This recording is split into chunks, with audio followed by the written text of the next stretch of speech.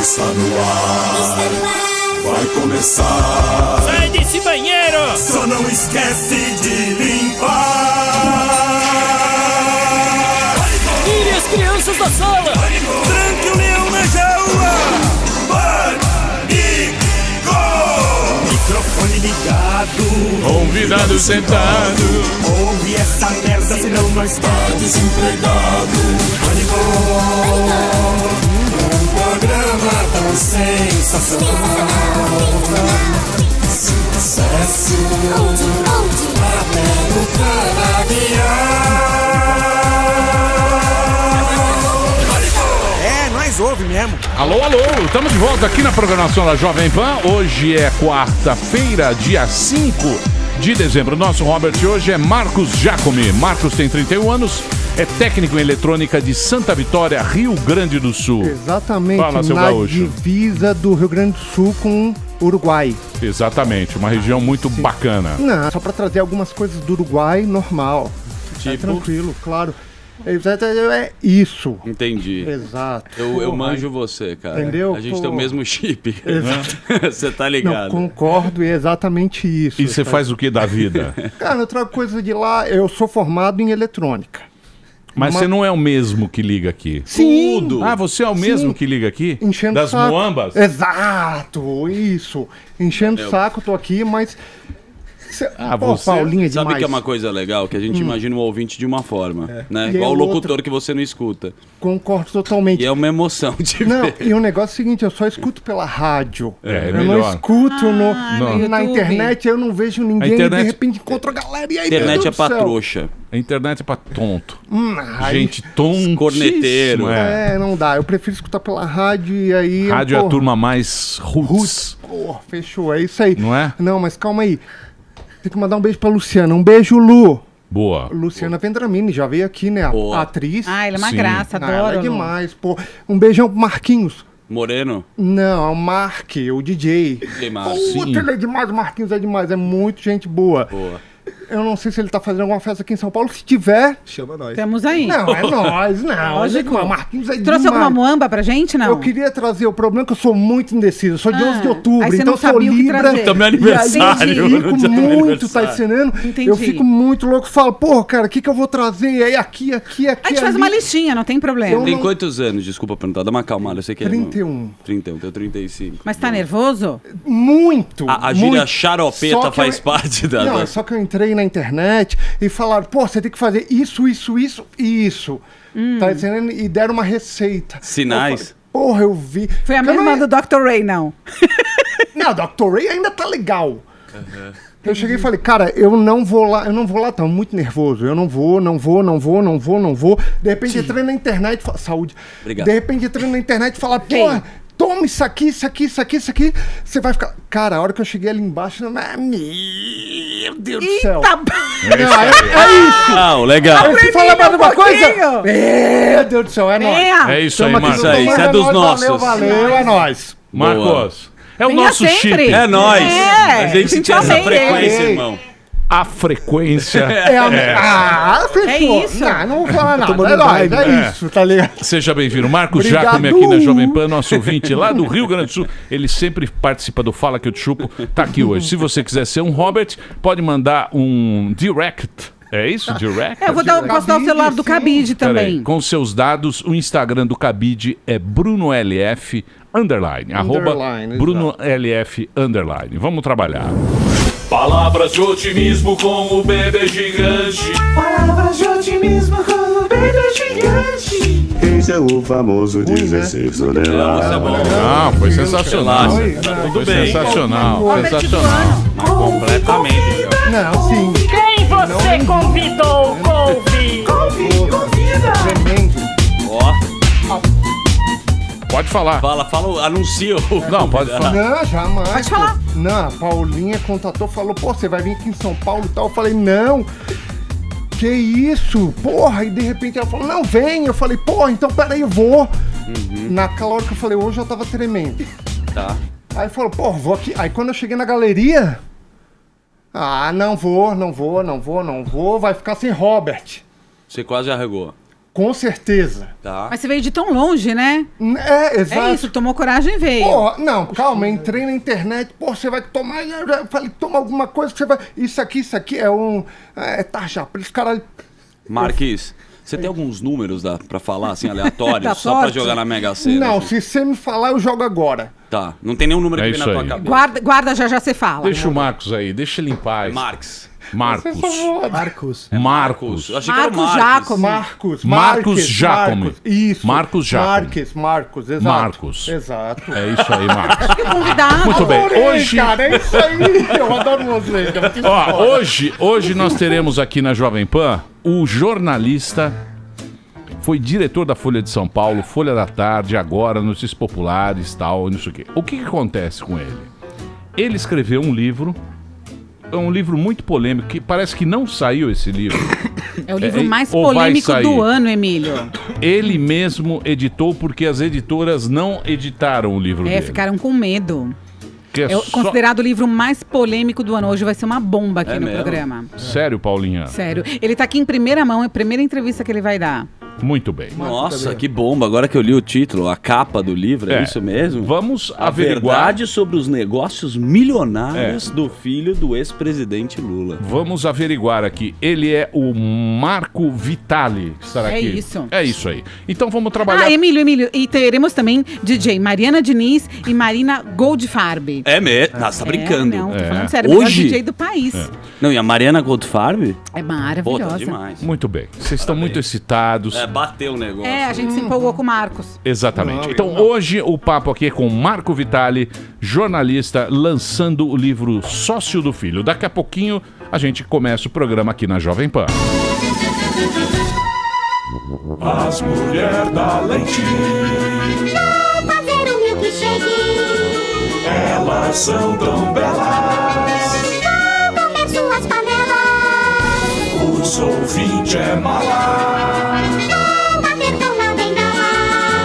já está na hora do programa começar.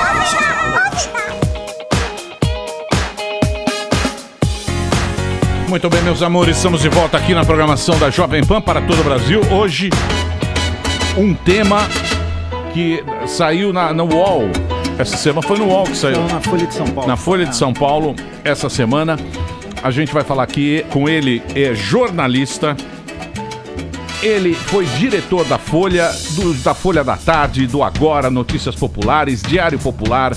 Ele é fotógrafo, documentarista, tá aqui na sua primeira entrevista para falar do livro mais polêmico do ano, O Sócio do Filho. Marco Vitali está aqui com a gente.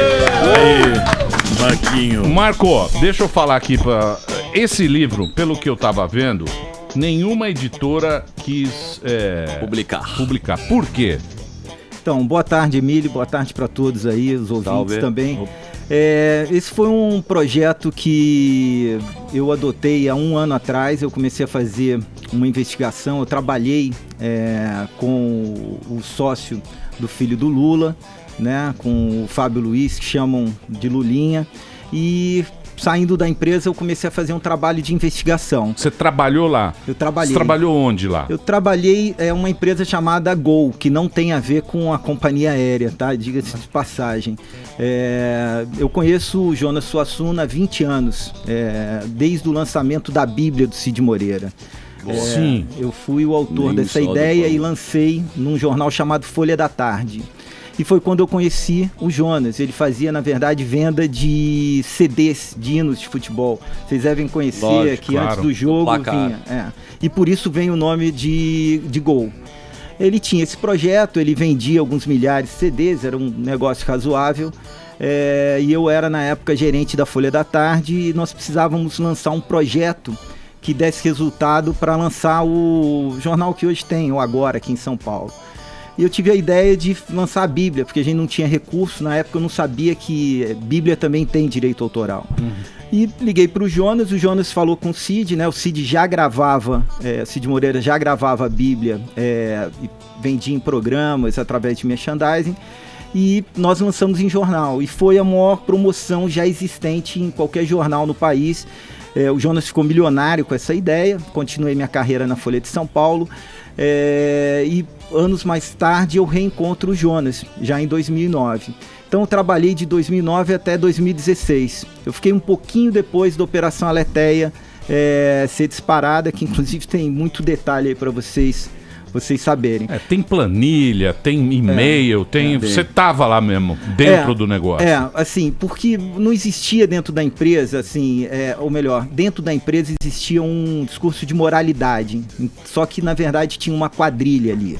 A quadrilha foi formada o quê?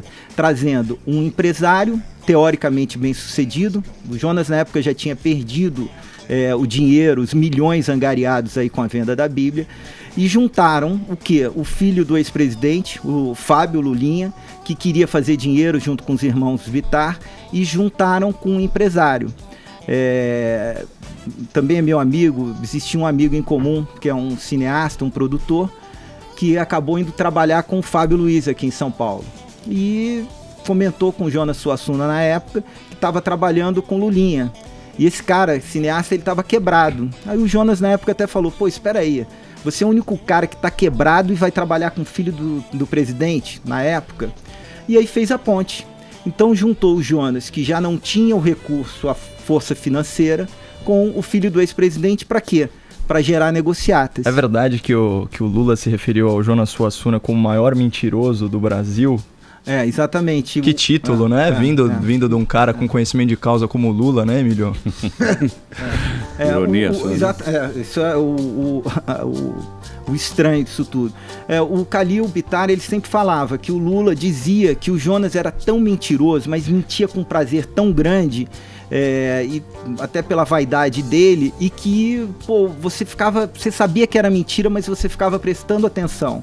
Você ficava do lado. E é de inspiração, o Lula, né, cara? Ele é muito bom falando. E viajava, por exemplo, teve uma reunião numa telefônica, numa empresa de telefonia. Pô, o Jonas viu o retrato do Michael Jackson. Aí chegou pro cara e falou, vem cá, você é fã desse cara? O executivo da telefonia falou, gosto muito do Michael Jackson. Aí ele falou, olha, eu já vendi mais CDs do que ele. Michael Jackson vendeu, pela última apuração, mais de 700 milhões de cópias. E a Bíblia vendeu 20.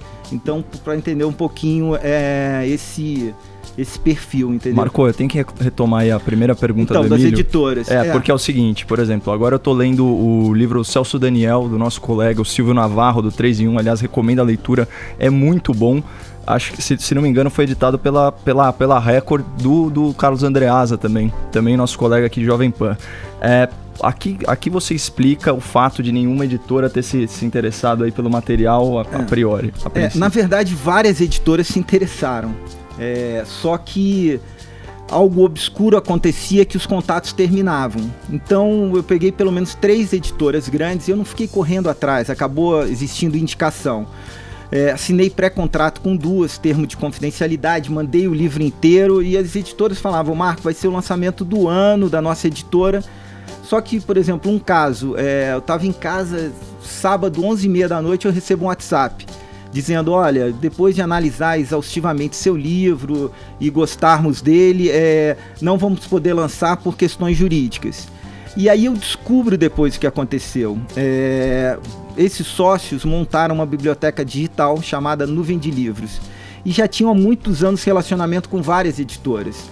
E quando eu decido e a Folha publica que eu ia escrever um livro, eles fizeram uma força-tarefa, ligando para todos os donos e diretores de editoras e dizendo, olha, nós estamos com uma banca de advogados e vai dar problema para vocês. Paralelamente, rolou algum tipo de assassinato de reputação, alguma coisa no seu meio ou não?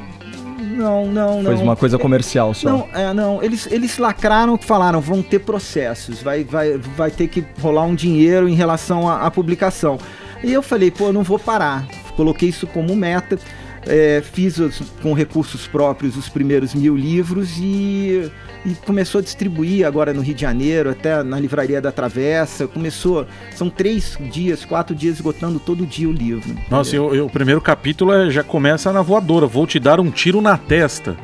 Isso é uma ameaça de quem? E você não tá com medo de vir esses processos? É chato, hein, ô Marco? Processo, cara, tá falando tiro na testa. Ameaça. O processo é leve. Ficha, né, meu? Porque isso aqui não foi levantado ainda por nenhuma Lava Jato. Sérgio Molho. Essa história não existe ainda. O que acontece é o seguinte, todo o conteúdo do livro eu entreguei para a Receita Federal, Ministério Público do Rio, Curitiba e também para a Polícia Federal. Porque o que acontece? Quando eu saio da Gol, em junho de 2016, veio a Leté em março, que inclusive a gente vai falar aqui, de repente, teve obstrução de justiça, queimaram todas as provas, que eu vou contar para vocês. Os diretores acabaram sendo chamados pela Receita Federal, de praxe, para explicar o que faziam dentro da empresa. Eu recebi uma intimação da Receita Federal para falar sobre uma empresa chamada PJA.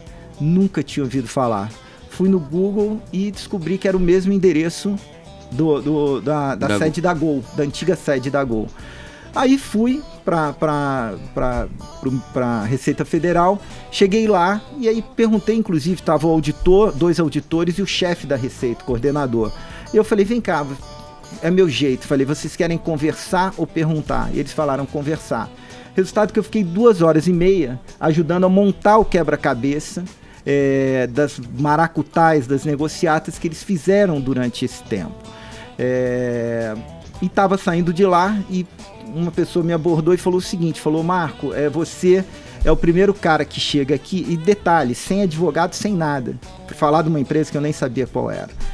Ele falou o seguinte, você é o primeiro cara que chega aqui e fala a verdade. Eu falei, espera aí, cara, como é que funciona isso? Na Lava Jato, na Receita Federal, o pessoal vem em mente, falou, não é mentira direta, vem aqui com advogado, omite, e você chegou e falou tudo. Eu cheguei para o auditor e falei o seguinte, olha, vamos fazer o seguinte, o que você precisar, você me chama aqui, só não gasta papel mandando intimação, você manda e-mail ou me liga. WhatsApp.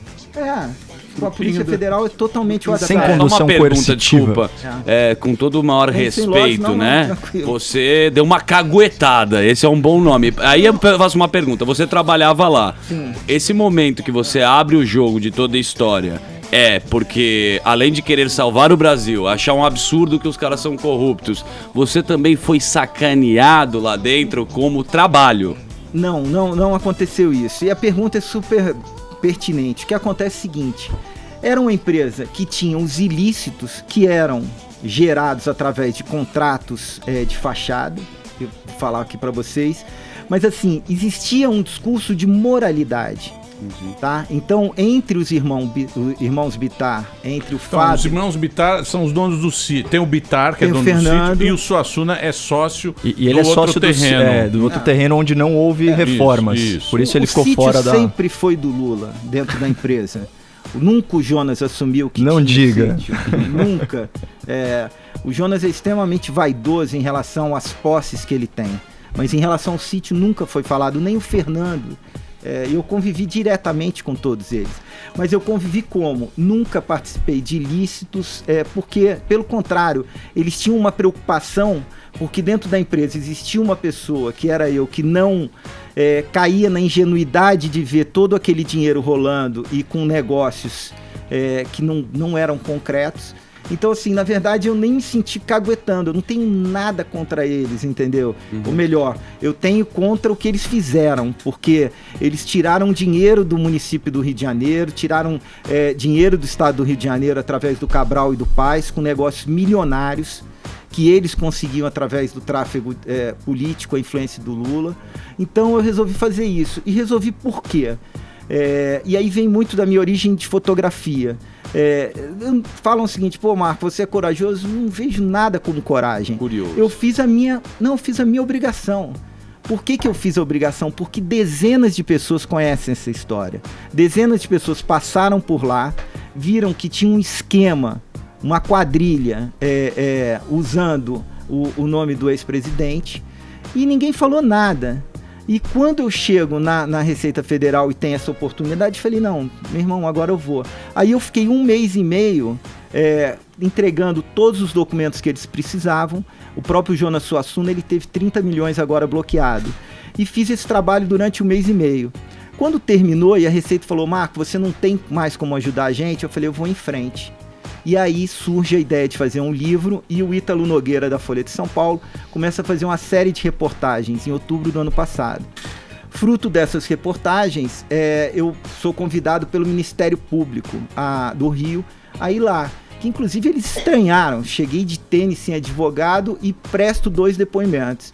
E aí a Polícia Federal de Curitiba, a Superintendência, através do WhatsApp, me manda dizendo assim, você falaria conosco o que você disse para a Folha? Eu falei sim.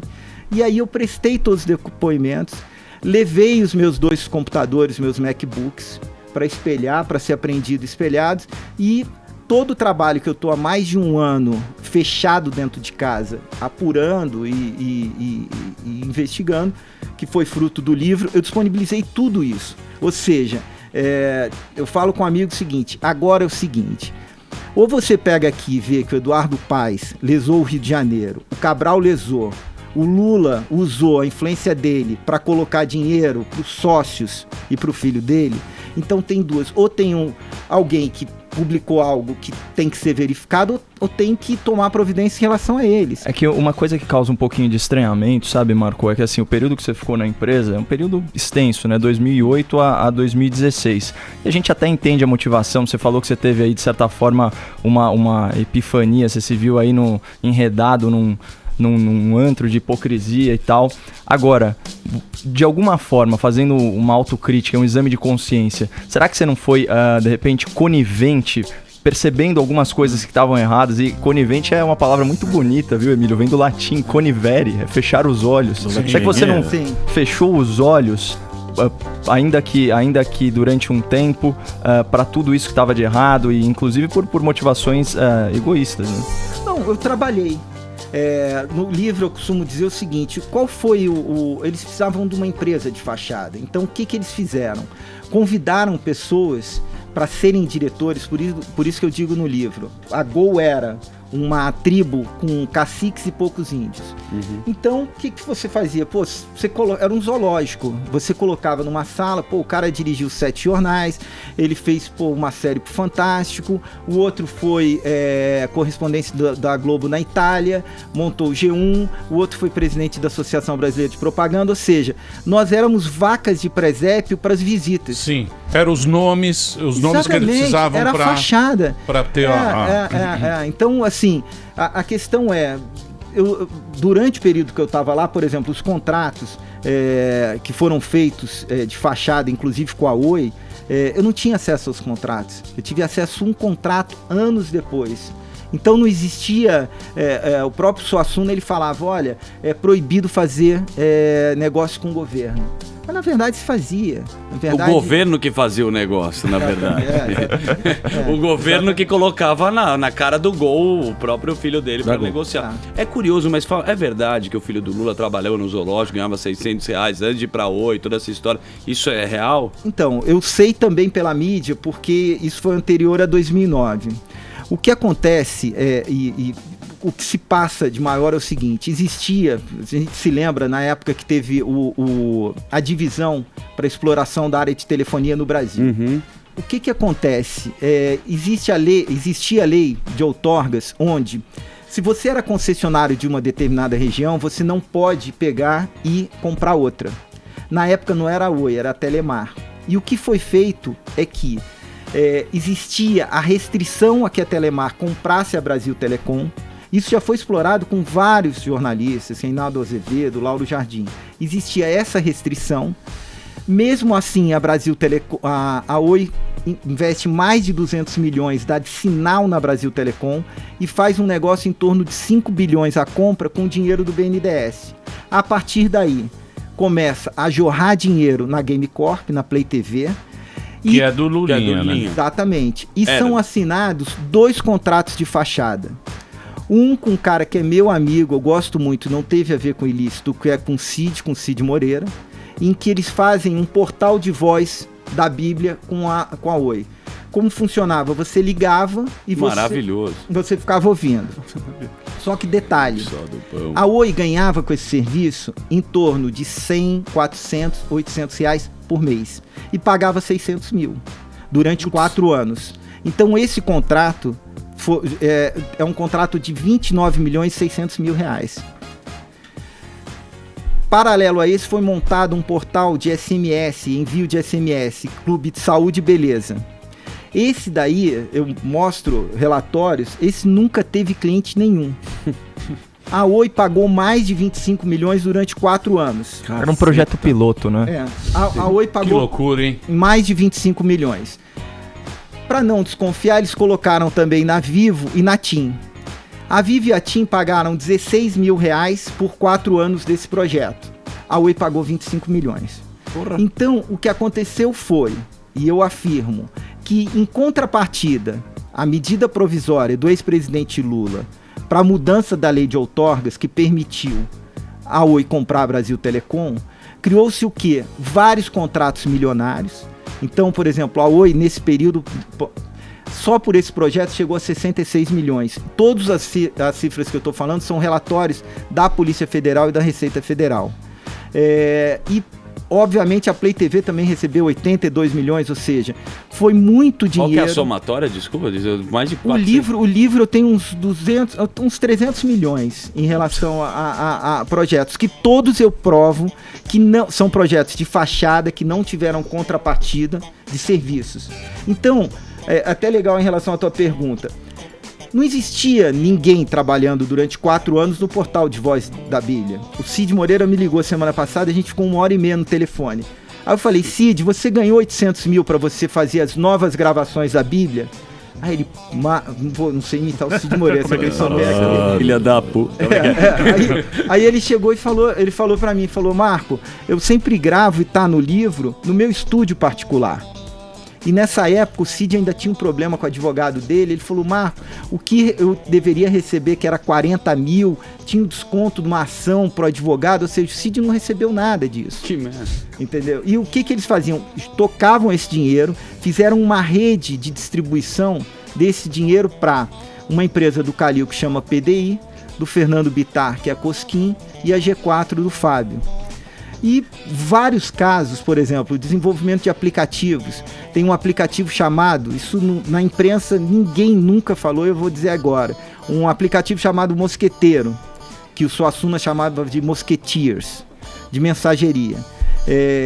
O Jonas pagou 2.800.000 para a G4 desenvolver isso. O Fábio, o Lulinha, contratou o amigo dele chamado Rafael Leite, que desenvolveu por 20 mil reais. Então foi uma lavagenzinha de mais de 2.800.000 reais. Então todos os negócios eram baseados assim. Porque qual a lógica para entender? O Fábio, o Lulinha e os irmãos Bittar precisavam o quê? Dessa fachada que era um empresário, que eles achavam que era milionário e tinha perdido todo o dinheiro da Bíblia, para gerar vários e vários negócios que são narrados aqui. E fizeram isso. Puta esquema, meu. Um esquema. Puta farra. Uma coisa que chama atenção. Um esquema maravilhoso.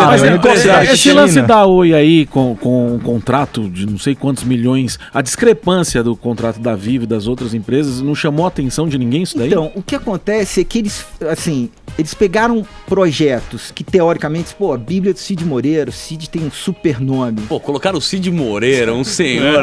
O Cid Moreira cabulando. ícone do jornalismo. E aí você fala, espera aí, a Bíblia vendeu 20 milhões de CDs. O Cid Moreira, ele falou na Lava Jato? Não, né? Ele não, foi. Tadinha. Coitado.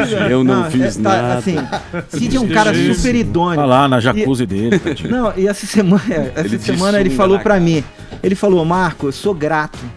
Ele tomou a maior volta milionária, mas ele falou, sou grato porque eu consegui divulgar a Bíblia. Esse é o objetivo dele.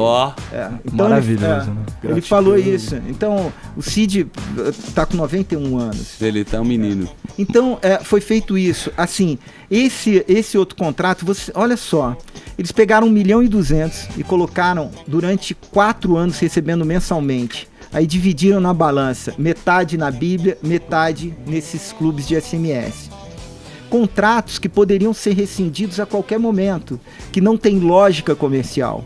E que, como eu falei, teve um mês lá que eu vi uma planilha a Oi faturou R$170, ou seja, dava um almoço para poucas pessoas. E mesmo assim ela pagou 600 É muita mil. grana. Cara, mesmo. e você sabe que esse escândalo, ele tá em voga, eu pelo menos sob as luzes do holofote, desde 2006, né? Por ocasião da reeleição do Lula. Tem entrevista do ex-presidente falando sobre isso e tal. Nessa época eu acho que ele cunhou a expressão Ronaldinho dos negócios para se referir ao próprio filho. E eu queria saber se no livro você aborda a investigação que foi feita pela Procuradoria-Geral da República e por que ela foi arquivada. O que aconteceu com esse livro? Eu quis focar o que eu vi e o que eu ouvia. Eu faço menção a alguns assuntos que realmente são importantes. Mas não foi como investigativo, assim, de... Não, porque o que esse livro traz são bastidores. O que realmente aconteceu e como é que eles se relacionavam, entendeu? Então eu não quis, assim, trazer o que foi publicado pela imprensa e que eu não tinha o conhecimento. Teve muita matéria na Folha, na própria Veja, que fizeram um dossiê. Agora, vamos então, mas sempre ficar, porque agora tem esse negócio de fake news e tal, aí você já não acredita muito no... Sim, mas ele tá no bastidor, e é uma coisa que é bem maravilhosa. Mas aqui tá muito bem documentado, porque tem e-mail, tem planilha. Sim, sabe o que a gente quer saber no próximo bloco? A Ferrari que teve o acidente lá na Marginal e aquela festa maravilhosa no barco do Lulinha com mulheres espetaculares. Não sei, queremos saber se é fake. Aquilo é fake. Não é, não. Aquilo não pode ser fake. Não é o Lulinha. Porra, o barco é do Emílio. É você. Sente o rico. Vai discutir com o cara. É o Emílio Tutinha. Não é, não. Aquele barco, esse é que é o negócio, né? Porque você tem tanta informação. Porque esse papo já existe há muitos... o Lulinha, tá, não sei o que. Mexe com a fantasia. Mas ninguém nunca provou nada. Agora, eu não sei se é porque a investigação ainda vai ser um desdobramento dessa lava-jato, dessa coisa toda, esse negócio que não acaba nunca, ou se realmente... E é importante não confundir os filhos, né? A gente tá falando da Aletheia, tal, do Lulinha. Tem também a Zelotes, pegou o Luiz Cláudio, lembra? Aquela operação que tava investigando fraude no CARF. É aquele caso, porque é engraçado aí, todos os estudantes vão se identificar com isso, né? O cara fez uma consultoria, recebeu 2,5 milhões, viram só texto de Wikipédia, né? Muito maravilhoso. Bom. A lição de casa mais bem paga da história. É uma história. A gente gosta também, mexe com a nossa fantasia. O livro tá aqui. Esse livro não tem. Tá vendo aonde? Então, ele tá através do site. Não, a gente ainda não chegou. Ele tá na Amazon como e-book e ele se tornou em uma semana o e-book número 1 da categoria já dele. tem o e-book na Amazon. Já, ele é o mais vendido em biografia política. Ele é o número 1. Então você pode entrar lá, amazon.com, chama-se Sócio do Filho. É o nome do livro, você pode baixar lá. Marco Vitali tem e-book e o físico tem... Então, tá no site, é www.sociodofilho.com.br e é uma rede super importante de livrarias no Rio, que é a Livraria da Travessa. Então, cara, que espetacular, Emília. Tem aqui uma citação de Cid Moreira no livro, cara. Isso foi dizer a verdade e ficar mal com os homens, tem muita mentir. Jonas Suassuna. O cara abre com Milan Kundera, Insustentável Leveza do Ser. Aqui. A sua sorte é que o Lula não gosta de ler, né? Ele só é bom do Twitter agora. Tem bastante imagem também. Eu falei, só sei ler as figuras. Tá muito bem documentado aqui. Muito bem. Se você tiver pergunta, @programa Pânico. O Marcos Vitali tá aqui com a gente hoje. Marco Vitali, jornalista, lançou o livro Sócio do Filho. Daqui a pouquinho a gente volta com mais histórias aqui desse livro na programação da Jovem Pan. Let's go! This is Muito bem, meus amores, estamos de volta aqui na programação da Jovem Pan para todo o Brasil. Hoje, presença ilustre nesse programa, está aqui o Marco Vitali, jornalista. Ele lançou o livro Sócio do Filho. O livro foi editado por ele mesmo. As editoras, não se sabe por que, não se interessaram, mas ele lançou, está na Amazon, amazon.com. Você entra lá, você tem o e-book no site da Amazon, ou então você entra no site sociodofilho.com.br e o Instagram do Marco é Marco A Vitali. Marco A Vitali. Bom, eu gostaria de dar uma passada no negócio, porque o negócio é meio complicado. Certo. O negócio é meio complicado do jeito que a gente tem que dar uma explicar para o afegão? Não, a gente tem que explicar pra gente mesmo, porque a gente... Eu não sei se os ouvintes se lembram daquela época que falavam, não, o Lulinha é sócio de tudo. Uma o época, Lulinha. o filho do Lula. O Marco, que está aqui, trabalhou numa empresa no Rio de Janeiro, que era uma dessas empresas que tinha o sócio, não era o Lulinha em si, era o Suassuna. Sim, mas O Lulinha não aparecia como sócio dessa empresa. era apresentado como sócio. Mas não no papel. No papel, não. Não no papel. No papel, não. É que nem o sítio de Atibaia, Sim. o apartamento. Ele tinha um sócio, mas ele era o cara que... Articulador. Mas como é que você sabe isso? Por falar ou tem prova disso? Esse é que é o negócio. Assim, ele sempre foi apresentado como sócio. Então, para todos os convidados, para executivos, e na verdade o Lulinha, ele abria as portas. Eu vou dar um exemplo aqui. O Jonas criou uma biblioteca digital chamada Nuvem de Livros. A Nuvem de Livros, ela estava buscando uma parceria com uma operadora de telefonia. O Khalil Bittar, sabedor que o Lula estaria indo para a Espanha encontrar o dono do Santander e o presidente da Telefônica, ele coloca o Jonas para pegar carona na comitiva do Lula na Espanha. O Lula chega pro presidente da Telefônica e fala o seguinte, olha, esse daqui é o Jonas, só não sei imitar também aí o Lula. Esse é o Jonas. É o Jonas. Esse é o Jonas, meu amigo. Aí Jonas. falou, olha, esse daqui é o Jonas. Fudido, pô. Ele tem uma tal de biblioteca digital, você tem que avisar pros teus caras no Brasil para fazerem negócio. Aí o que acontece? O presidente da Vivo aqui, inicialmente ele não abriu as portas, mas recebe um e-mail que está no sócio do filho, dizendo que, fazendo o agendamento de uma reunião, e ainda brinca, será um prazer receber Jonas, você, pro Khalil, né, e o Lulinha. Ele ainda escreveu assim, o e-mail está aqui também no livro.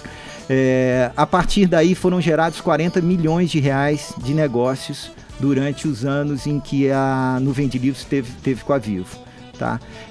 Tem fotografia. Isso existiu, essa nuvem de livros? Existiu. Funcionou. Existiu. Isso, a gente pode falar que foi um tráfego de influência, mas não foi, não tem ilícito, pelo menos que eu conheça em relação a isso.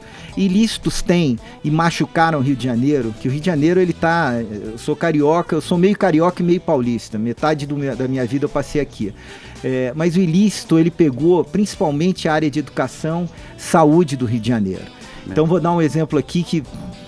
Porque até então, se eu sou um cara, eu vou falar com você, você tem uma empresa. Eu falo, tem o Daniel Zuckerman. Sim, cara legal, trabalha comigo há um tempo. Empresa privada, não tem problema nenhum. Faz parte da negociação. Isso aí é networks, né? Você pega um cara e faz... Sim, na Nuvem de Livros, sem dúvida.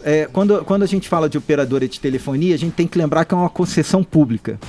Então, a partir do momento que um ex-presidente está falando com um presidente de uma telefônica na Espanha, que é acionista da Vivo, que tem uma concessão pública aqui, aí a gente tem que ficar com o pé um pouco atrás. O Lula, no caso, era o lobista do negócio, né? Mas o Suassuna nunca assumiu isso. Ele se vangloriava de nunca ter precisado da ajuda do ex-presidente. Miguel dele. Mas, de fato, ele sempre precisou. Vou te dar um outro exemplo aqui. Foi realizado no Rio de Janeiro um projeto chamado Conexão Educação, junto com o nosso famoso Sérgio Cabral. Um projeto que custou 93 milhões e 700 mil aos cofres públicos do Rio de Janeiro. Presta atenção nesse número. Era para ser implementado um controle de frequência, tá? O garoto tem uma carteirinha, tipo um cartão de crédito, passa pelo leitor. Se ele não vai à aula, dispara um SMS para o telefone do pai ou responsável. Esse projeto, 93,7 milhões pelo Cabral, foi assinado com a Oi e terceirizado para, obviamente, a Go Mobile, que era a empresa do Suassuna, do Fábio e dos Bittar, na teoria. Que na prática, porque na teoria ele não estava no papel. O Suassuna tá. O Suassuna tá, mas assim... O Suassuna é o testa. É o laranja. É o laranja. Mas o que aconteceu com esse projeto? Esse projeto era para ser implementado em 1.591 escolas. 1.591 escolas. Ele foi implementado em 38. Putz.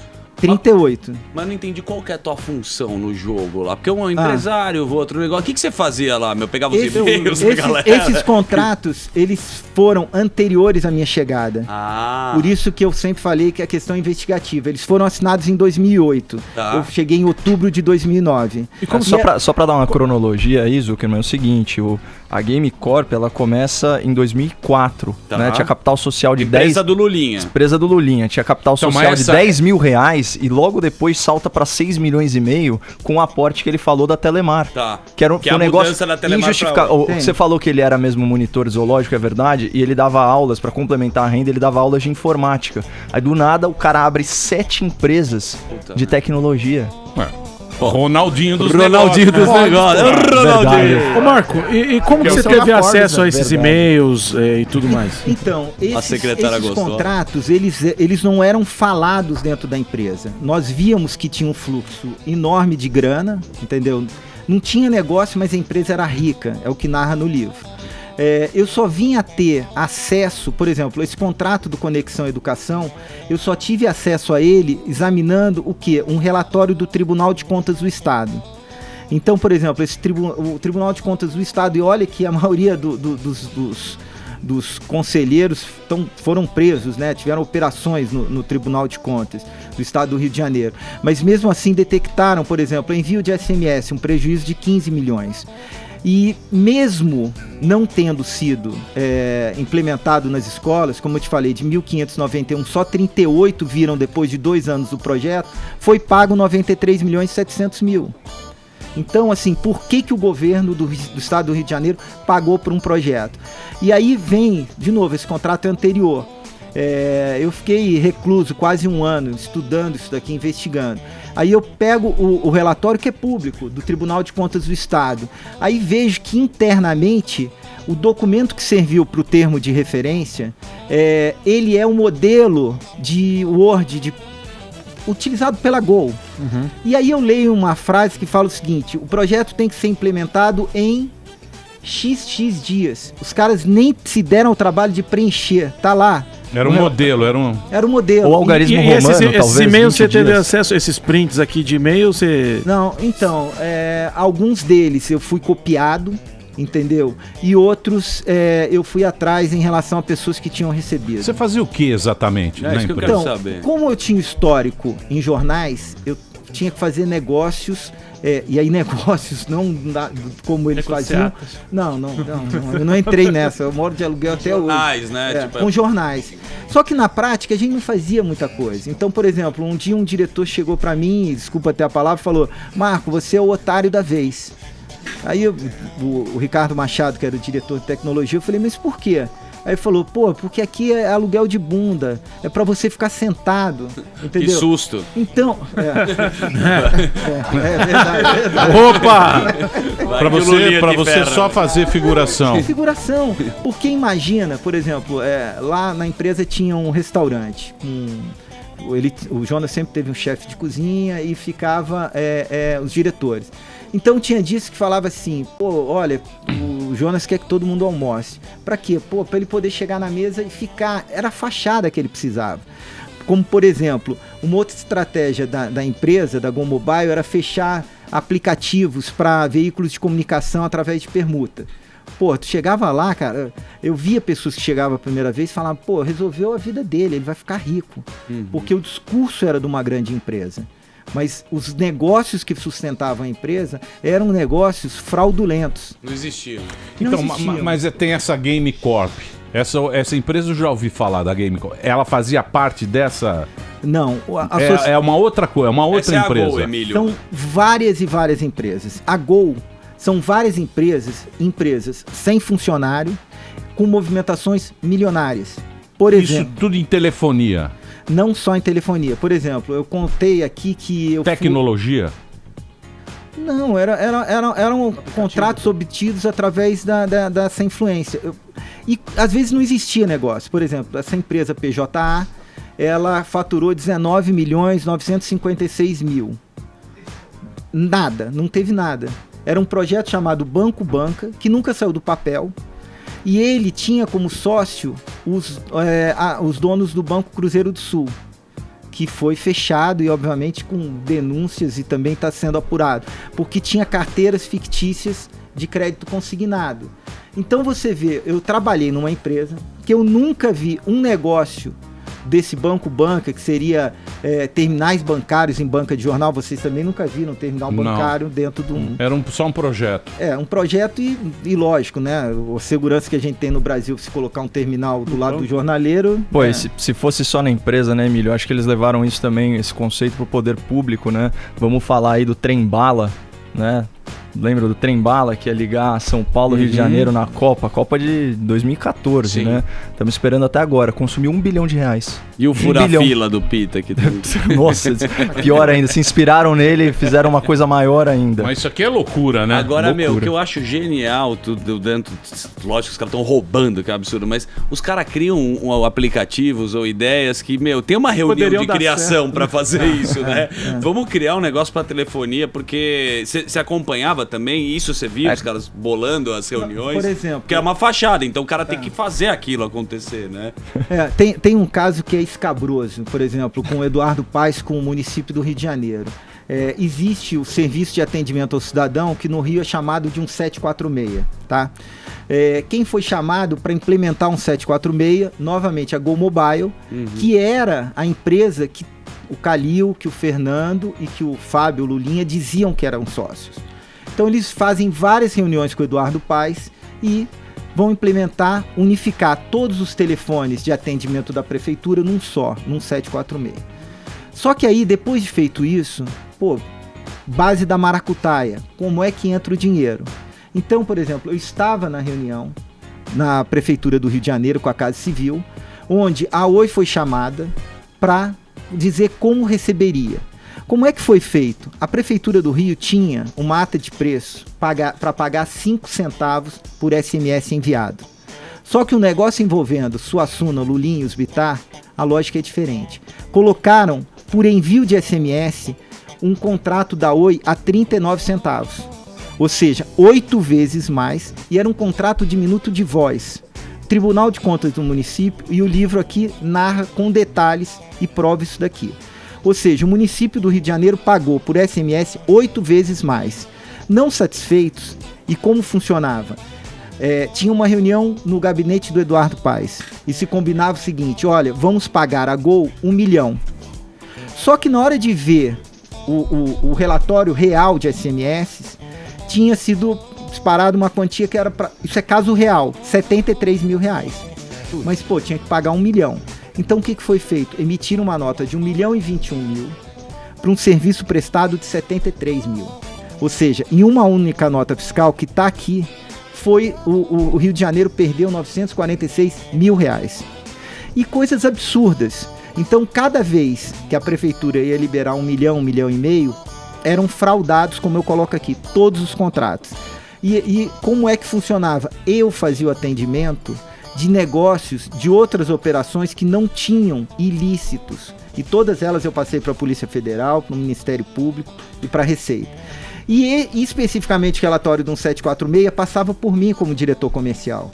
Então a Oi cobrava que eu enviasse para ela um relatório fraudado. O que eu fazia? Mandava o real.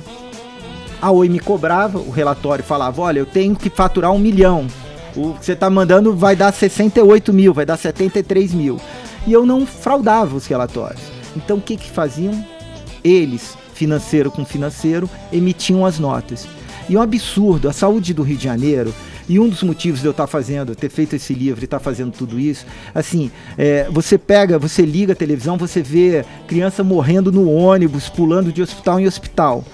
Para fazer essa maracutaia, essa negociata, tiravam verba da saúde para pagar um SMS 8 vezes mais caro. E, por exemplo, 2012 se pagou 13 vezes a mais do que foi disparado. Ainda funciona esse serviço? O que aconteceu? O que aconteceu com essas empresas? Então, a Gol, ela sai fora, e inclusive a gente narra aqui a rasteira do Eduardo Paes. Por quê? Era reeleição. E o Lula, na popularidade que ele tinha, o Eduardo Paes queria ele no programa como teve. Então isso foi uma contrapartida. Depois que passou a eleição, tiraram isso. Esse negócio especificamente rendeu em torno de 11 a 12 milhões. E por isso que a gente vai somando, eu acho que tem 200, 300 aqui. Vou até depois somar. E eles dividiram isso entre duas empresas. A Central de Atendimento, a Contax, que fazia o atendimento telefônico das reclamações, e a Oi. Aqui traz um e-mail do presidente da Contax comunicando ao Jonas e dizendo, olha, fizemos o termo aditivo do contrato com a prefeitura na sede da Gol. Então tá o e-mail aqui também. Então eles ganharam dinheiro de todo lado, seja com a Oi, com a Vivo, através de concessões, que são concessões públicas, ou através do governo do estado do Rio de Janeiro e do município. Quando o Lula, ainda presidente, vinha para o Rio de Janeiro, era preparado pelo Khalil Bittar e pelo Jonas Suassuna uma lista de cobranças. Inclusive, o próprio ex-prefeito do Rio de Janeiro disse que o ex-presidente não podia ser cobrador de negócios da Gol, mas era... Isso eu tenho documentos como esse, passei para Lava Jato. Ou seja, envolvimento pessoal do ex-presidente. Então. Sim. E a gente fica preocupado com as empresas, igual a Odebrecht. Será que a Viva, a Oi, todas essas empresas, elas também sabiam de tudo isso ou elas entravam no bolo e compravam o negócio? A Vivo, especificamente, eu não acredito um envolvimento tão grande. Foi mais, na minha opinião, e pelo que eu levantei, foi mais uma questão de... influência política mesmo. Mas a Oi, ela totalmente teve vinculada e favorecida através de uma medida provisória. Que, de novo, assim, o que está sendo falado aqui no programa, e pela primeira vez dessa forma, tirando algumas esporádicas reportagens, é o seguinte, eles macularam a história desse país. Eles foram e roubaram cofres públicos. Eles usaram a influência do ex-presidente. E ninguém pega eles. Eu tenho até uma pergunta de lifestyle sobre isso, né? Uma nota uma nota mais leve aqui, porque a gente fala muito no Triplex lá do Guarujá, aí tem o sítio em Atibaia também. Me chamou a atenção um capítulo aqui do seu livro, Marco, que é a Ilha do Lula, né? Leu um pouquinho aqui, ó. Na mansão construída pelo dono da Gol, na Ilha dos Macacos, foi instalado um bangalô presidencial para o ex-presidente. E aí ele relata até que algumas pessoas, sabendo da história, passavam por lá proferindo xingamentos em direção à ilha. Conta pra gente da ilha, porque todo mundo conhece o sítio, conhece o Triplex, mas a ilha nem eu sabia. O Suassuna, ele comprou uma ilha que já tinha uma casa de pescadores e pela imprensa, eu não tive acesso direto a isso, gastou em torno de 3 a 4 milhões na reforma dessa ilha. Os arquitetos já deram depoimentos que a maioria desses pagamentos foram em dinheiro. E tinha, nem sei quantos bangalôs aí, quantos quartos, e um foi colocado como presidencial. Só que o Lula era muito chamado para ir para a ilha, queriam que ele fosse, mas ele não frequentava. Ele passava com um barco de amigos, ficava lá, bebia com o pessoal e ia embora, porque queriam que ele pernoitasse lá. Queriam comprometer o Barba. Vou me comprometer. Essa ele não entrou. Essa ele não caiu. Só no pedalinho. Só que a Ilha Grande, onde fica essa residência, ela é uma passagem de barcos. E os caras turísticos começaram a dizer, inclusive tem em redes sociais, que aquela era a Ilha do Lula. E acabou com o sossego do Suassuna, por quê? Todo mundo que passava por lá falava, olha, essa é a ilha do Lula. E aí todo mundo começava a xingar, é ladrão, e tirava o sossego da Tipo o Lewandowski no avião ontem. Mas isso aí falaram muito também. Qualquer lugar que você ia pra Miami, falava, o Lula tem uma patente. do Jordão tinha casa o Lula tinha. Mas você sabe que é engraçado isso? Porque, porra, você vê, né? Isso é coisa de gangster, né? É um esquema mafioso, é um esquema de... E a vaidade desse cara, desse Suassuna, de querer estar próximo do presidente de qualquer jeito. Onde tá uma ilha pro cara? Onde tá o Suassuna? Então, eu não tenho notícia desde que teve a Leteia. Que inclusive... A Leteia qual foi? Então, a Leteia foi no dia 4 de março e ela ficou muito conhecida porque teve a condução coercitiva do Lula. E busca e apreensão, né? Que foi onde deu a maior treta. Né? Em vários lugares, inclusive na empresa, na Gol. 24ª fase da operação, 2016.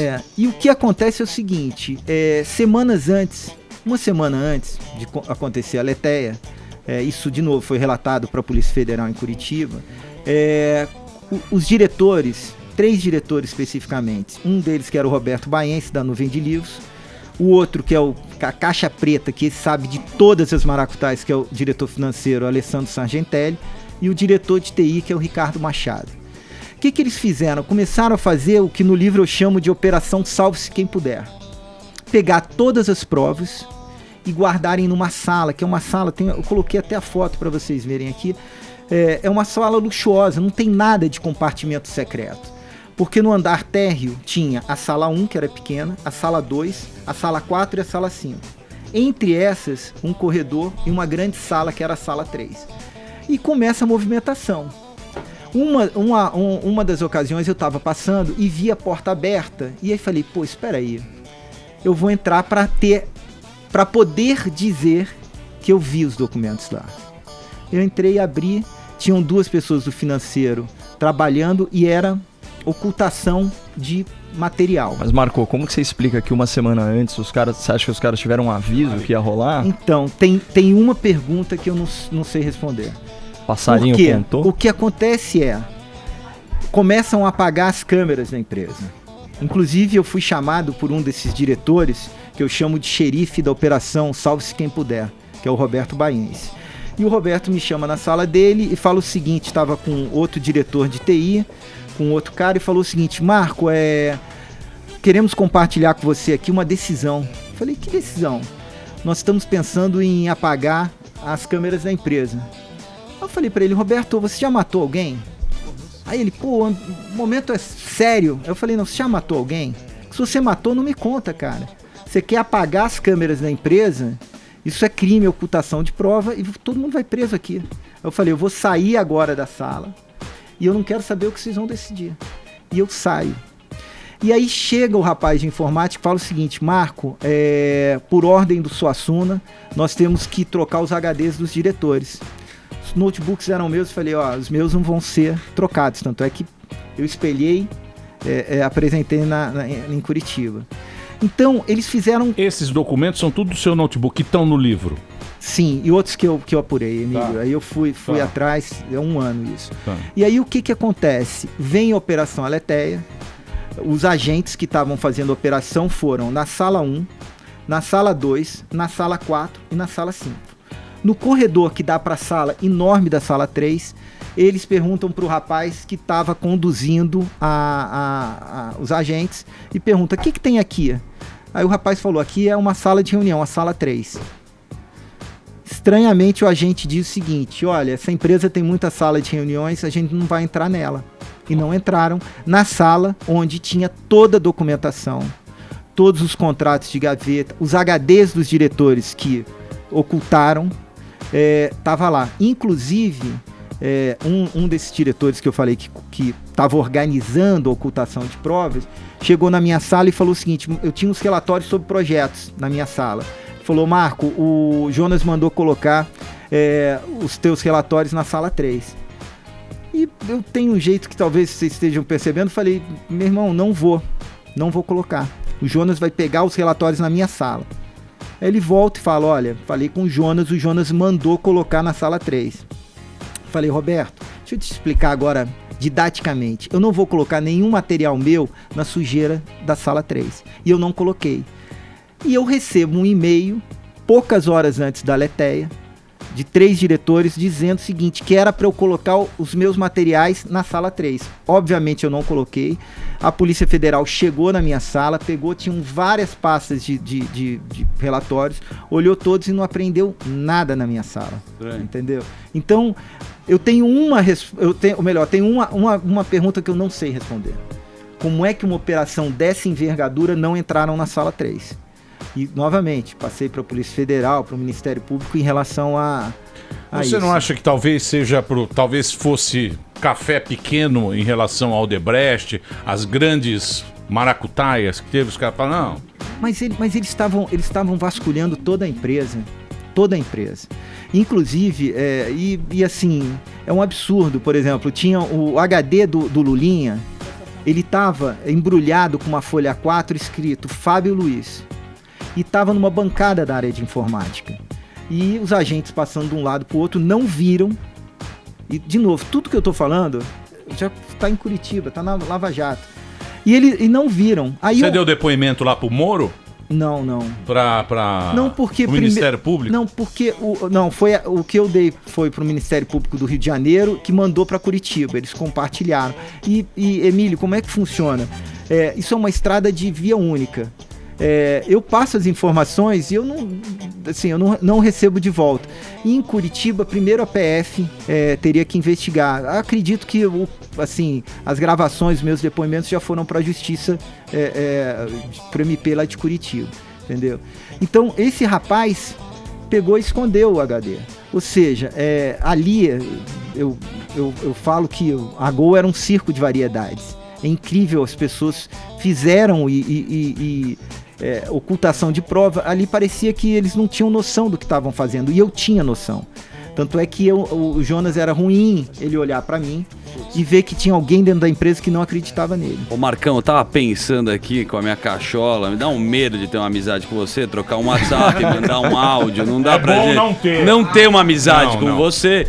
E também, cara, na boa, depois de você abrir tanto aqui essa caixa preta, você não fica com a toba na mão, desculpa falar o bom português. Perguntaram onde tava o Suassuna, ele tá de tocaia ali. Você não sofreu uma ameaça, na recepção. Isso tem aqui no livro que o Morgado mesmo citou. Sim, como é que tá aí seu esquema de retaguarda?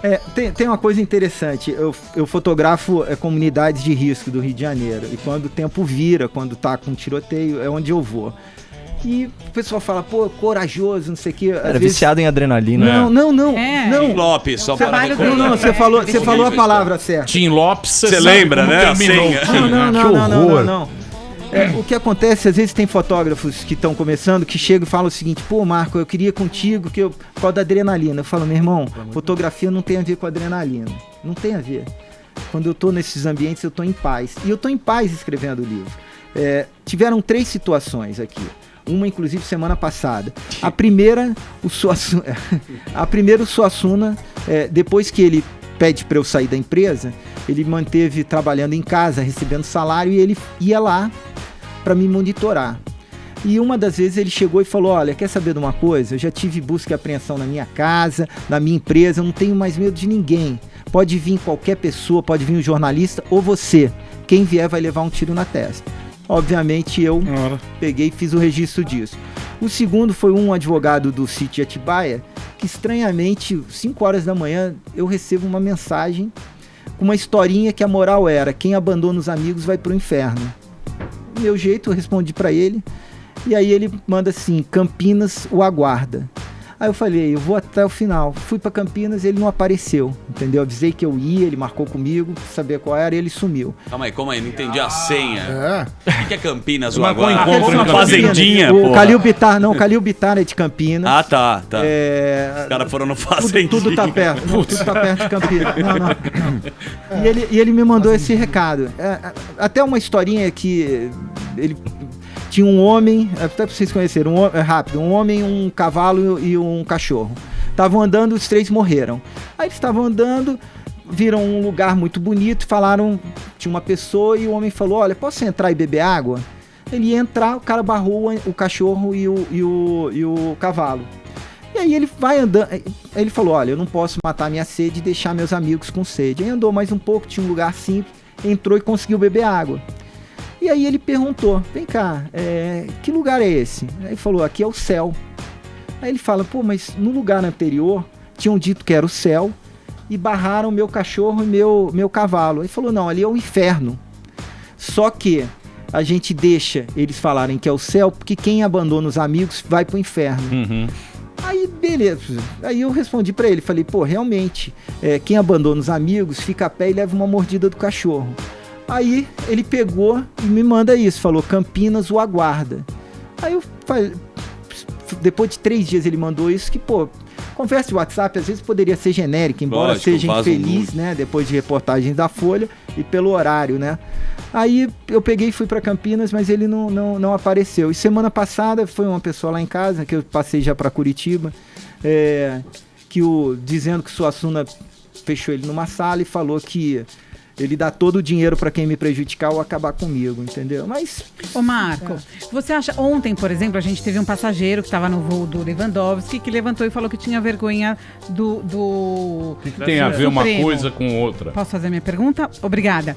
Você acha que hoje, cada vez mais, as pessoas estão perdendo o medo de falarem o que pensam, de se colocarem? Óbvio que você fez um trabalho investigativo absurdo, mas que cada vez mais as pessoas estão perdendo o medo dessa, por exemplo, se você fala alguma coisa você vai preso ou pode sofrer algum tipo de retaliação. Você acha que a gente está vivendo esse momento? Paulinha, em relação a esse caso aqui, eu acho que não mudou não, porque tá todo coragem, mundo com muito né? medo. Esse é um caso, hein? É um caso que, bom, sei lá, eu espero... E agora começa a vazar umas coisas suas, Marcão. Cuidado. Marcão seu sensual no Tinder, já mandaram uma Ele foto. é a cara do Alexandre Borges. Tá aqui o livro. Tá aqui o livro. É muito bem documentado, tem planilha, tem foto, tem até uma coragem belíssimo absurda. trabalho. É um trabalho, Ele foi lá sozinho, meteu a cara, fez o livro. Tem tá até aí. a foto do Suassuna aqui, que eu não conhecia assim. Suassuna. Tem foto aqui, tem o Nos Lula. Altos da Compadecida. É isso aí. Ó, tá aqui o livro. Tá à venda pela Amazon. Na Amazon você pode comprar online, é um e-book. Ou então tem o livro, que nenhuma editora quis lançar. Ele lançou, foi Na lá Raça. na Raça. O site é sociodofilho.com.br e o nome do livro também é esse, Sócio do Filho, onde você compra. Se você quiser procurar por autor, é Marco Vitali. E o Instagram dele é esse também, ele @ Marco Vitali. Marco A. Vitali. Ai, desculpa, Marco A. Vitali. Marco, muito obrigado por você ter vindo, cara. Parabéns pelo trabalho. Obrigada, Marco, Que história. Muito corajoso. Precisando, é só chamar. Lembrando que ele mora na rua. Muito bem, meus amores, estamos de volta aqui na programação da Jovem Pan para todo o Brasil. Eu tenho aqui convidadas de altíssima categoria. Eu gostaria de apresentar primeiro ela. Ela é uma DJ de altíssima qualidade. Já tive a oportunidade de umas 2 ou 3 festas ouvir o som dessa menina. A cantora eu ainda não conheço, vou conhecer hoje, mas eu gostaria de apresentar Mariana Diniz e a Marina Goldfarb. Marina Diniz. As duas são Marinas. Duas Marina. Marina, como é que você passou a gostar de música? Você é uma pessoa que tem... Você é muito requintado, o seu setlist, como se diz agora. A gente chamava na minha época de seleção musical. Nossa. Você é muito requintada, você sabe muito bem o que está fazendo. Quando é que você descobriu que você gostava de música? Eu comecei a tocar novinha, eu tinha 16 anos. Mas você é novinha. Nem tanto. Não tanto quanto a minha parceira. Não, a aqui. parceira daqui a pouco a gente apresenta. Mas eu comecei a tocar de brincadeira na escola, sempre tinha umas festinhas e precisava fazer a música, eu sempre fiz, mas não existia muito essa cultura do DJ, né? Era alguém que colocava o som. Então comecei a fazer as festas dos meus amigos, depois a dos pais dos meus amigos, e quando eu vi eu era DJ. Então foi meio que sem querer essa história. E meus pais sempre escutaram muito disco, flashback, minha tia gostava muito da música brasileira, né? Meus pais. Então sempre teve muita música em casa, apesar de ninguém ser musicista, tocar instrumento, a gente escutava muita música. E a partir de que idade você... Hoje você é profissional, né? Você faz festa... Pô, da alta uma das melhores DJs do Brasil. Não, sim. Vai tocar em Punta do Réveillon. Então, mas o DJ, você conhece o DJ pelas sacadas que ele tem. Porque hoje tem muito DJ, né? Sim.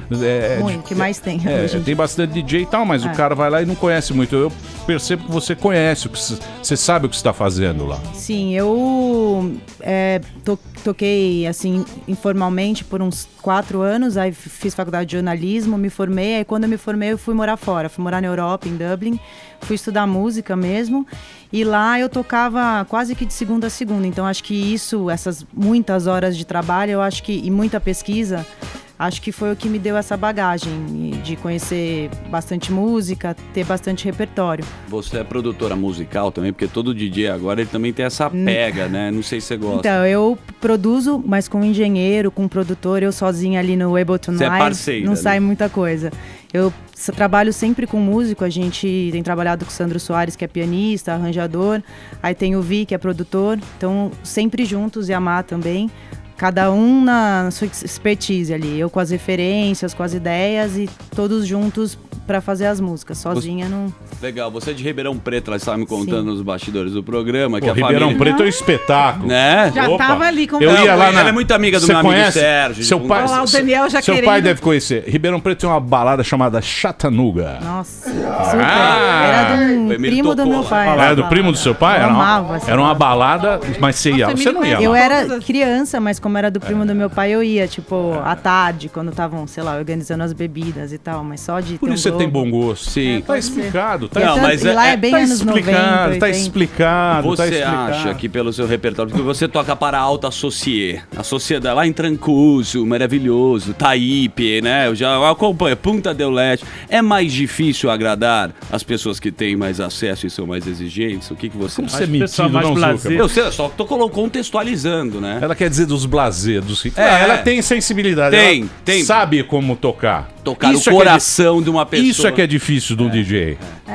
Eu aprendi, assim, a agradar aquele que vai pra Ibiza todo ano, aquele que só sai pra jantar com a namorada, Legal. o primo novinho que tá ligado no Vintage, no Alok. Legal. E o que vai no Villa Country também. O que vai no Villa Country. Então eu tenho esse jogo de cintura de tentar agradar todo mundo. Então se eu vejo que a pista não tá indo por um lado, eu tento pelo outro, e aí a hora que vai... Mas sempre colocando músicas, não só coisa nova, mas anos 80, anos 70, às vezes eu remixo, faço uns edits, mas eu acho que é legal tocar de tudo. Qual que é aquela que é Eu a carta na particularmente- manga? Carta na manga, que sempre Oi? funciona. Não, eu particularmente já Baile estive em de festa de Follow velhos. Rivers. Eu já sou um cara I velho. Follow Rivers. Funcionaria pra mim. Você sabe, Marina, eu já sou um cara velho. Eu já passei dessa. A mulher pede pra ele nem dançar tanto. e fala, eu tô com uma Tá dor na inteirão, lombar. amigo. Você sabe que os caras velhos não dançam mais. tá inteirão. É uma das piores coisas do mundo é dançar. Mas eu já vi festas. Eu queria ver o Olívio dançando. A Marina, precisa juro dançar. por Deus, você fica analisando, as pessoas choram. Se emocionam. Elas choram com a música que essa menina toca. Eu falei, puta, como é que essa mina, linda, né? Linda, Sim. novinha, ela vai lá. Senhores. Sabe o senhores, Tigrão? senhores, Sim, o Tigrão, isso. Copinho no peito. Garotinho Blue Label. O Tigrão, vocês sabem o que eu tô falando. O Tigrão, ali ó, ela põe o negócio, o coração do cara volta. Bate aí o ele Michael chora. Douglas. É maravilhoso. Parabéns. Obrigada. De verdade. Coisa Não, de- falando de sério. tiozada Não tô tarado. zoando, não. Tô Ô, falando Marina, sério. deixa eu fazer uma pergunta inteligente. Eu não sei se eu estou... Desculpa aqui, né? Potente você. Eu não sei se eu tô enganada, mas esse universo de DJ parece mais masculino. Eu queria saber como que é pra você, uma mulher, ter conquistado esse espaço e como que é a entrada pra mulher nesse universo, que não sei se eu tô certa ou não, mas me parece mais masculino. Eu toco já há 17 anos, então no início era muito complicado porque era assim, Marininha vai tocar. Desde os 5 anos. Que bom que você acha que eu sou novinha. Mas vai tocar, não tinha uma discriminação, mas assim, eu não tinha aquela segurança. E aí depois que viam que eu fazia festa, todo mundo dançava e até de manhã e funcionava, aí você consegue mudar a opinião do cara que já tem um pé atrás ou discrimina. Então, aí hoje em dia não. Hoje tem muitas colegas DJs, muitas amigas que já tocam há um tempo, ou que estão começando a tocar. Eu incentivo, acho que mulher tem um feeling diferente. Não acho que ninguém é melhor que ninguém, mas a mulher gosta dessa coisa da música que toca, que tem vocal, que tem mais instrumentos. Então, é legal ter mais meninas no line-up, porque tocam um outro lado, que talvez os meninos levem para um... Bom, eu tô parecendo que eu tô sendo sexista, mas não é... Eu acho que... Não, eu entendi o que você falou. É Eu gostoso, entendi. assim, ter mais mulheres nos lines, porque as mulheres têm um feeling diferente, assim. E eu Mas queria não tem saber- tanta Espera só um discriminação. segundo. Só um segundo. Isso, eu queria falar. E a Marina, a Goldfarb, como é que foi? Você é cantora, Sou cantora. mas você é novíssima. É linda. 24 anos. 24. Bebezinho. É. E vocês se conheceram? Você já cantava? Então, a gente se conheceu tem um ano, em uma viagem, e foi assim super espontâneo. A gente conhecia a Má, sabia que ela era DJ, ela sabia que eu cantava, e teve um dia que a gente foi parar num bar que tinha uns instrumentos lá. Tava super micado o bar, parado, e a Má falou, senta lá no piano, toca alguma coisa. Aí eu sentei e comecei a tocar. A Marina sentou também, tocou umas coisas, ela também toca um pouco. E peguei um violão que tinha lá, a gente começou a fazer um sonzinho, mas completamente espontâneo, o pessoal começou a curtir. Quando a gente viu, tava a turma inteira sentada e a Marina lá mudava do piano pro violão e com essa voz linda, e ela é linda. Aí todo mundo ficou, putz, você não canta, mas você não tem música, mas como assim, né? Aí a gente falou, aí eu voltei e falei, vamos fazer alguma coisa que eu acho que vai rolar. Isso, e de uma brincadeira começou a dar certo. Mas assim, você já cantava antes ou só na zoeira? Não, eu sempre fui super apaixonada por música, sempre toquei instrumento de pequena, cantei, mas tive uma formação acadêmica muito distante disso, me formei em administração e, enfim, trabalhava longe da música. Eu nunca nem imaginei que eu poderia levar a música como carreira. E esse ano aconteceu de uma forma muito orgânica e espontânea. Eu comecei a tocar em alguns lugares, conheci a Má, a gente começou a tocar juntas.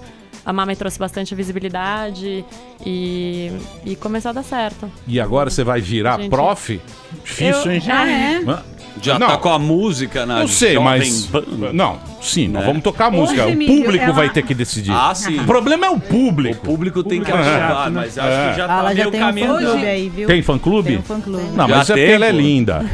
Garota Ela é bonita. Samples, pô. É, claro. A menina bonita sempre vai ter fã-clube. Porque é difícil essa é uma profissão difícil, né? É muito difícil. Você entrar um hit, virar um sucesso, né? Tô aí tentando emplacar um hit. Mas e eu agora... queria, Emílio, eu queria perguntar para Marina Goldfarb, você trabalhava na Nestlé, num cargo administrativo, largou tudo para se dedicar à música e hoje é uma das cantoras mais cotadas para eventos e festa. Como que foi essa decisão de largar essa profissão, essa carreira que você tinha para se dedicar a um sonho? Então, pra mim foi um pouco surreal, na verdade, porque eu sempre cantei, sempre fui muito apaixonada por isso, mas nunca nem imaginei. E aí fui seguindo outro rumo na vida. E esse ano eu comecei, às vezes eu postava as coisas no Instagram, e as pessoas chamavam, Má, eu tenho um bar, você não quer vir cantar aqui? E aí conheci a Má, começou a rolar. E aí no começo já desse ano, eu comecei a fazer alguns eventos com a Má. Quando eu vi, eu tava fazendo um evento por semana, 2 eventos por semana. E aí em maio, assim, desse ano, eu tomei coragem e falei, quer saber, vou arriscar, vou cair de cabeça, porque não dá pra levar os dois, assim, em paralelo. Eu tava na Nestlé durante o dia, à noite às vezes eu cantava com a Má. E aí você não consegue fazer nada direito. A gente o pessoal da Nestlé nem sabia que eu cantava. Não tinha disponibilidade. Qual o nome do projeto de vocês? Não tem nome. Não tem aceita nome? até sugestões. Tutinha, chama o projeto. Chama Amor Falso. A música é Amor Falso. Amor Falso. É letra sua? Não, é uma música do Adair Playboy. E é uma música... a gente nunca... Adair Playboy. Que fez super sucesso. Eu e a Má, a gente tem tocado bastante house, música eletrônica e fugia bastante do nosso contexto. Marina, mas a gente... Nosso sucesso aqui é padrão Anitta, padrão Jojo todinho. Sim. Nós somos um programa Nós não queremos menos que isso. Entendi. Nós queremos o mundo. A gente entendeu? quer. Claro. Lógico, pô, vamos lançar. Nós vamos lançar agora, é uma responsabilidade. Também, né? Hã? É bom, Sim, é claro, bom. Claro. É bom. Qual que é a referência de DJs? O que vocês gostam, assim, que fazem essa parceria do DJ com o cantor? Quem que vocês gostam? Loki Zeba. Eu amo o Martin Solveig, o Bob Sinclair também tem sempre o Ron Carroll cantando com ele nas produções. E, enfim, adoro DJ francês, os produtores franceses, são os meus favoritos. Ela sabe o que é bom. Ela sabe. E é em inglês a música, imagino, ou em português? Não, a música é em português. Essa música é do Adair Playboy, tava tocando pra caramba, e as pessoas pedindo pra eu tocar, mas falando, não tinha como encaixar no set. Falei, quer saber, mas vamos, uma amiga nossa, Caiado, divertidíssima, falava, toca ela que vai funcionar. Aí a gente fez um arranjo, um remix em house, super... feminino, piano e tal, e super diferente do original. Aí eu fiz uma master assim, falei, vou experimentar na pista. Super funcionou, falei, vamos atrás de lançar. Aí pedimos direitos, pagamos tudo que tinha que fazer e lançamos. E tá onde? Spotify? Spotify, e tem tocado aqui na programação, né? No Spotify grátis tem ou não? Spotify grátis? Tem YouTube. Também tá no iTunes, YouTube, em todas as... Clipe a gente não fez, ainda não dá pra ter clipe. Muito bem, então eu vou tocar, queria agradecer a presença de vocês. Vocês são muito lindas. Obrigada. Eu acho muito bacana, já era fã do trabalho da Denise aqui, da DJ. Recomendo todas as festas, conhece muito toca o coração e faz a gente chorar. Ai, não Obrigada. quero ver alguém chorar na festa, Emílio. O que é? Chorar de Nunca vi ninguém emoção. chorar. A hora que toca Você uma chora. Bonnie Tyler Sabe? ali, Total Eclipse Você of chora. the Heart. Relembra bons Eu momentos. ia emocionar também. Você não sabe o que essa menina nos turntables faz, senhores de idade, Chorar na do caipiroca. coração. pessoas, Senhores tarados. pessoas que já passam. Não é tarado, não é Tarado. Não, não. Maldade, Tarado. Nossa, ela não toca pelada, tá louco? Pera, deixa eu te falar, não é taradismo. Não, Então. deixa eu te falar. Paulinha, você já levou pro outro lado. É, ela acha que a menina toca É bailão sertanejo que você frequenta. Ideia não. doida. É, bailão sertanejo. Não lá, é o mas rancho do Sérgio. Coração que você tá aí. sertanejo. é coisa fina, é música fina. Calma.